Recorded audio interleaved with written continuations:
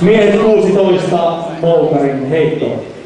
Kolmas SM-bronssia Tuomas Martin, Tampereen urheilijat 38 tuloksella 59-89.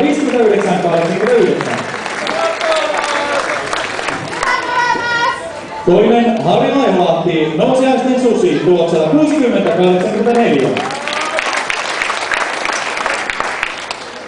Ja voittaja Suomen mestari Santtu Lehto. Hyvä Santtu!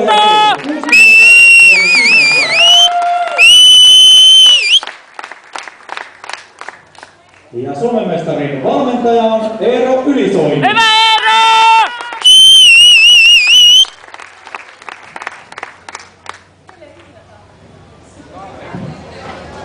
Ja aplodit näille nuorille moukarilupauksille. Miehet 16, 3000 metriä. Kolmas SM-bronssimitalisti Jaakko Julkunen, Lapin Veikot, 9.34 ja 35.